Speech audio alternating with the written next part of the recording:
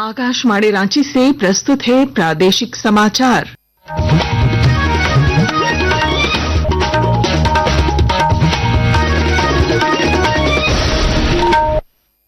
नमस्कार, प्रादेशिक समाचारों के साथ मैं पूनम केरकेट्टा।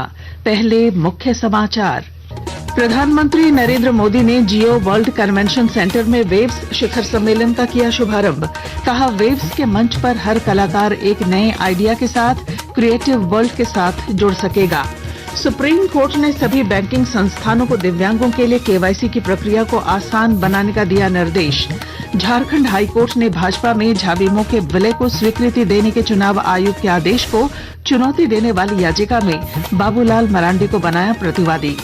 राज्य के वित्त मंत्री राधाकृष्ण किशोर ने कहा, आने वाले समय में राज्य में औद्योगिक निवेश के क्षेत्र में दिखेगा सकारात्मक बदलाव। और झारखंड में 5 मई तक साइक्लोनिक सर्कुलेशन का दिखेगा असर।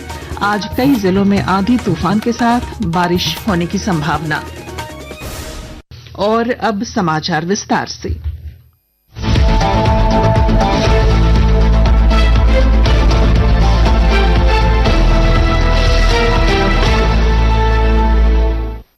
प्रधानमंत्री नरेंद्र मोदी ने आज मुंबई के जियो वर्ल्ड कन्वेंशन सेंटर में भारत के पहले विश्व ऑडियो विजुअल मनोरंजन शिखर सम्मेलन वेव्स 2025 का शुभारंभ किया। इस अवसर पर प्रधानमंत्री ने कहा कि वेव्स एक ऐसा वैश्विक मंच है जहां हर कलाकार एक नए आइडिया के साथ क्रिएटिव वर्ल्ड के साथ जुड़ सकेगा। 4 दिनों तक चलने वाले इस सम्मेलन में मनोरंजन के हर पहलू पर मंथन होगा। वेव्स सम्मेलन में 90 देशों के लोग शामिल हो रहे हैं। World audio visual and entertainment summit यानी वेव्स, ये सिर्फ एक्रोनिम नहीं है, ये वाकई एक वेव है। कल्चर की, यूनिवर्सल कनेक्ट की, क्रिएटिविटी का अथाह संसार। वेव एक ऐसा ग्लोबल प्लेटफॉर्म है जो आप जैसे हर आर्टिस्ट, हर क्रिएटर का है, जहां हर कलाकार, हर युवा एक नए आइडिया के साथ क्रिएटिव वर्ल्ड के साथ जुड़ेगा।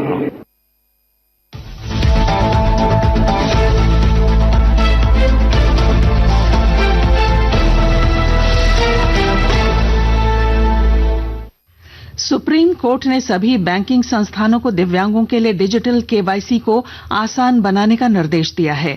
कोर्ट ने कहा, डिजिटल एक्सेस हर नागरिक की संवैधानिक जरूरत है, जिससे हर व्यक्ति को समान भागीदारी का जीवन मिल सके।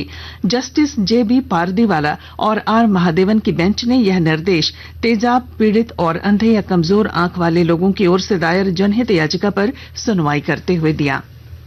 केंद्रीय गृह मंत्री अमित शाह ने जनगणना में जाति गणना को शामिल करने के निर्णय को सामाजिक हितों को ध्यान में रखते हुए देश के हित में हो। इसके पहले भी जब मोदी जी की सरकार ने फैसला किया था आर्थिक रूप से पिछड़े वर्गों के लिए 10% आरक्षण का, तब भी देश में कहीं तनाव पैदा नहीं हुआ। और जातिगत जनगणना पूरी पारदर्शिता के साथ होगी। समाज के सभी वर्गों के आर्थिक और सामाजिक हितों को ध्यान में रखते हुए देश के हित में होगी। इसके पहले भी जब मोदी जी की सरकार ने फैसला किया था आर्थिक रूप से पिछड़े वर्गों के लिए 10% आरक्षण का, तब भी देश में कहीं तनाव पैदा नहीं हुआ। और जातिगत जनगणना सामाजिक न्याय के लिए, सबका साथ, सबका विकास और सबके कल्याण के लिए की जाएगी। वहीं राज्यपाल संतोष गंगवार ने जातिगत जनगणना कराने के सरकार के फैसले को अच्छा कदम बताया है। 1932 के बाद से ये जातीय गणना बंद हो गई थी और अब लोग जिस प्रकार की बात कर रहे हैं उसके हिसाब से सरकार ने जो फैसला लिया है, इससे बहुत सी वास्तविकता सामने आएगी और एक सही तथ्य भी लोगों की जानकारी में आएंगे। तो एक अच्छा कदम है सरकार का। इधर झारखंड के वित्त मंत्री ने पूरे देश में जाति जनगणना कराए जाने की घोषणा का स्वागत किया है। उन्होंने कहा कि इसका क्रेडिट कांग्रेस को जाता है। कांग्रेस नेता वर्षों से इसकी मांग कर रहे थे। ये तो कांग्रेस की मांग, ये इंडिया गठबंधन की मांग है। हम लोग तो पहले से करते आ रहे हैं और ये अगर माना है तो ये जीत राहुल जी की है, मल्लिकार्जुन खड़गे जी की जीत है। जीत इस मामले में की मांग हमारी सरकार ने पूरा किया है। अब तक तो वो हिम्मत नहीं जुटा रहे थे। झारखंड हाईकोर्ट ने भाजपा में झाविमो के विलय को स्वीकृति देने के चुनाव आयोग के आदेश को चुनौती देने वाली याचिका में बाबूलाल मरांडी को प्रतिवादी बनाया है। दरअसल वर्ष 2019 में हुए विधानसभा चुनाव में झाविमो के 3 प्रत्याशियों बाबूलाल मरांडी, प्रदीप यादव और बंधु तिर्की की जीत हुई थी। चुनाव में जीत के बाद बाबूलाल मरांडी ने पार्टी का विलय बीजेपी में कर लिया था। विधायक प्रदीप यादव और बंधु तिर्की कांग्रेस में शामिल हो गए और झाविमो का भाजपा में विलय के चुनाव आयोग की मंजूरी के खिलाफ प्रदीप यादव ने हाईकोर्ट में याचिका दायर की थी। आकाशवाणी के ताजा तरीन समाचारों के लिए आप हमारी वेबसाइट newsonair.gov.in पर लॉग ऑन कर सकते हैं। ताजा समाचार x handle @AIR News Alerts और Facebook page all India radio news पर भी उपलब्ध है। आप प्रादेशिक समाचार एकांश के एक्स हैंडल @AIR News_Ranchi और Facebook page Akashvani news Ranchi, Instagram page तथा YouTube channel AIR News Ranchi पर भी हमारे बुलेटिन सुन सकते हैं। प्रादेशिक समाचार आप आकाशवाणी रांची से सुन रहे हैं।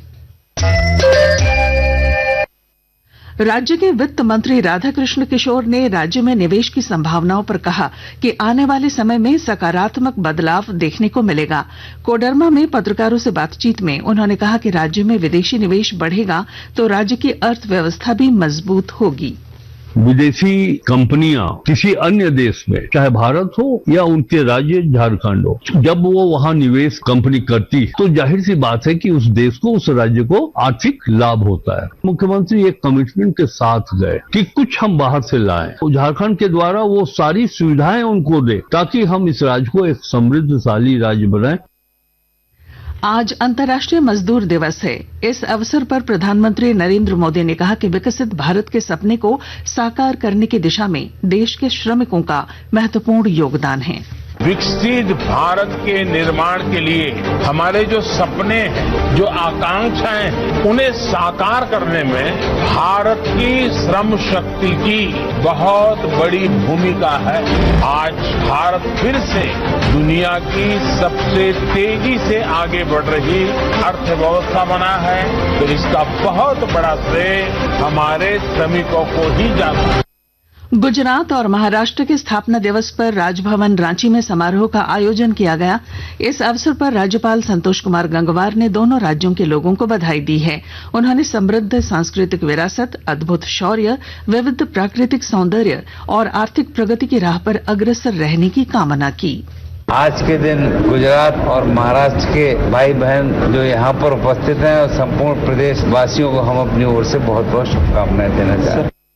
राज्य की कृषि मंत्री शिल्पी नेहा तिर्की ने मोटे अनाज के उपयोग पर जोर दिया है। हैदराबाद में Indian institute of millets research centre के दौरे के क्रम में उन्होंने कहा कि मोटे अनाज को बढ़ावा देने के लिए FPO को सशक्त बनाने की जरूरत है। महाराष्ट्र दिवस के अवसर पर आज भारतीय शेयर बाजार बंद है, इसलिए आज कोई ट्रेडिंग नहीं होगी। इधर राजधानी रांची में आज जेवराती सोने की कीमत 88,700 रुपए प्रति 10 ग्राम है, जबकि चांदी 1,04,000 रुपए प्रति किलो है। मौसम विभाग ने झारखंड में 5 मई तक साइक्लोनिक सर्कुलेशन के कारण बारिश का अनुमान जताया है। इस दौरान आंधी तूफान की चेतावनी जारी की गई है। विभाग की रिपोर्ट के अनुसार आज राज्य के कई जिलों में गर्जन और वज्रपात के साथ बारिश की संभावना है। खेल समाचार। बिहार के गया जिले में 5 मई से खेलो इंडिया यूथ गेम्स की शुरुआत होगी। इसमें झारखंड की मलखंब की टीम भी हिस्सा लेगी। झारखंड मलखंब की टीम की कल घोषणा कर दी गई। इधर धनबाद क्रिकेट एसोसिएशन की ओर से आयोजित JSCA अंतर जिला बालिका क्रिकेट टूर्नामेंट में खूंटी ने लोहरदगा को 26 रन से पराजित कर दिया। और अब अंत में मुख्य समाचार। प्रधानमंत्री नरेंद्र मोदी ने जियो वर्ल्ड कन्वेंशन सेंटर में वेव्स शिखर सम्मेलन का किया शुभारंभ। कहा, वेव्स के मंच पर हर कलाकार एक नए आइडिया के साथ क्रिएटिव वर्ल्ड के साथ जुड़ सकेगा। सुप्रीम कोर्ट ने सभी बैंकिंग संस्थानों को दिव्यांगों के लिए KYC की प्रक्रिया को आसान बनाने का दिया निर्देश। झारखंड हाईकोर्ट ने भाजपा में झाविमो के विलय को स्वीकृति देने के चुनाव आयोग के आदेश को चुनौती देने वाली याचिका में बाबूलाल मरांडी को बनाया प्रतिवादी। राज्य के वित्त मंत्री राधाकृष्ण किशोर ने कहा, आने वाले समय में राज्य में औद्योगिक निवेश के क्षेत्र में दिखेगा सकारात्मक बदलाव। और झारखंड में 5 मई तक साइक्लोनिक सर्कुलेशन का दिखेगा असर। आज कई जिलों में आंधी तूफान के साथ बारिश होने की संभावना। और इसके साथ ही आकाशवाणी रांची से प्रादेशिक समाचार का ये बुलेटिन समाप्त हुआ।